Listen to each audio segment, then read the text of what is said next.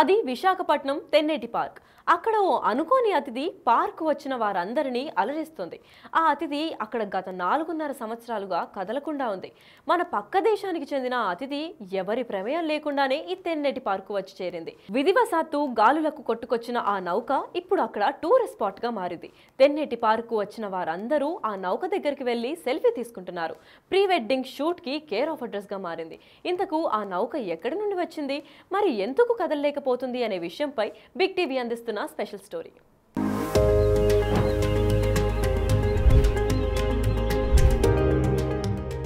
విశాఖ అంటే సుందరమైన ప్రదేశం. నిత్యం పర్యాటకుల తాకిడి, సముద్రపు అలలు, అందమైన పార్కులు విశాఖకు సొంతం. అలాంటి విశాఖకు ఓ అర్ధరాత్రి సమయాన వచ్చి చేరింది ఈ బంగ్లాదేశ్ నౌక. 2020 అక్టోబర్ 11న అర్ధరాత్రి బలమైన తుఫాన్ గాలులు వీచాయి. ఆ గాళ్లకు సముద్రం మధ్య నుంచి తీరానికి కొట్టుకువచ్చి రాళ్ల మధ్య చిక్కుకుపోయింది ఈ భారీ నౌక. ఇది బంగ్లాదేశ్ కు చెందిన నౌక. దీని పేరు ఎంవీమా.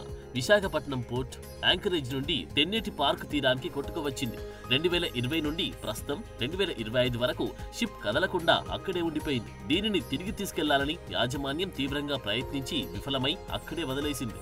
ఈ నౌకలో ఉన్న ఇంధనం దగ్గర నుంచి విలువైన యంత్ర సామాగ్రినంతా తీసుకుపోయి కేవలం నౌకను మాత్రమే వదిలిపెట్టారు. ఇలా పనికిరాని నౌకలను సముద్రంలో వదిలేయడం నిబంధనలకు విరుద్ధం.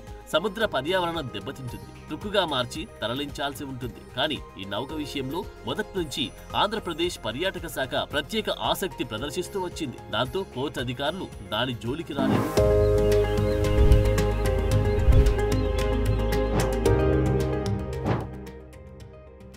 విశాఖలో నేవీ సేవల నుంచి విరమించిన సబ్మెరైన్లు, యుద్ధ విమానం, హెలికాప్టర్ వంటి వాటిని మ్యూజియాలుగా మలచిన నేపథ్యంలో ఈ నౌకను కూడా పర్యాటకంగా ఉపయోగించుకోవాలని భావించారు. దాన్ని అక్కడే ఉంచి అందులో రెస్టారెంట్, ఎంటర్టైన్మెంట్ కార్యక్రమాలు నిర్వహిస్తే ప్రత్యేక ఆకర్షణగా ఉంటుందని ప్రతిపాదించారు. మధ్యవర్తిగా గిల్మెన్ అనే సంస్థ రంగంలోకి దిగి యాజమాన్యంతో మాట్లాడి నౌకను తీసుకుంది. పర్యాటక శాఖకు అనుకూలంగా దాన్ని మార్చివ్వడానికి అంగీకరించింది. దీనిని కొంత భాగం మ్యూజియంగా, మరికొంత భాగం రెస్టారెంట్ గా ఉపయోగించుకోవాలని అనుకున్నారు. ఇదంతా గత ప్రభుత్వ హయాంలో ఈ నౌకను పర్యాటకంగా అభివృద్ధి చేస్తామని, రెస్టారెంట్ పెడతామని మాటలు చెప్పారు, కానీ చెయ్యలేదు. ప్రస్తుతం తెన్నేటి పార్క్ తీరంలో చిక్కుకుపోయిన ఈ నౌకను వారంతాల్లో పెద్ద సంఖ్యలో ప్రజలు సందర్శిస్తుంటారు. వారంతా ఇప్పుడు ఈ నౌకను అభివృద్ధి చేయాలని తెన్నేటి పార్క్ స్పెషల్ అట్రాక్షన్ ఈ బంగ్లాదేశ్ షిప్ అని అంటున్నారు.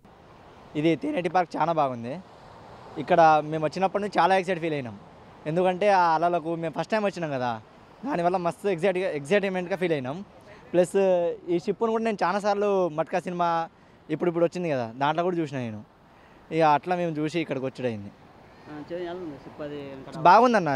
అది మాకు చెప్పుడు ఏం చెప్పిల్లంటే అది ఎప్పుడో కొట్టుకొచ్చిందని చెప్పారు సైక్లోన్ వల్ల. ఇక అది ఇప్పుడే ఇక్కడనే ఉండిపోయిందని చెప్పిళ్ళు. అంతే అన్న. ఇక అటు ఇటు తిరిగినాం, బాగానే ఉంది. ఇక చాలా తీసుకున్నాం అన్న. చాలా వచ్చినప్పటి నుంచి ఇండే ఉన్నాం మేము. మంచిగా పీస్ఫుల్ ఉంది చుట్టుపక్కల కూడా. బీచ్ చూద్దామని ఇక్కడ వచ్చాను. చూసినప్పుడు ఇక్కడ షూటింగ్లు అన్నీ బాగానే జరుగుతున్నాయి. ఇది బంగ్లాదేశ్ నుంచి వచ్చిన అది షిప్ని చూసిన. షిప్ని కొంచెం డెవలప్ చేస్తే ఇంకా బాగుంటుంది. వీడియోలు షూటింగ్స్ బాగా జరుగుతున్నాయి. మేము కూడా మంచిగా రీల్స్ తీసుకున్నాము. బీచ్ కూడా బాగానే ఉంది. కొంచెం డెవలప్ చేస్తే ఇంకా బెటర్గా ఉంటుందని నా ఒపీనియన్.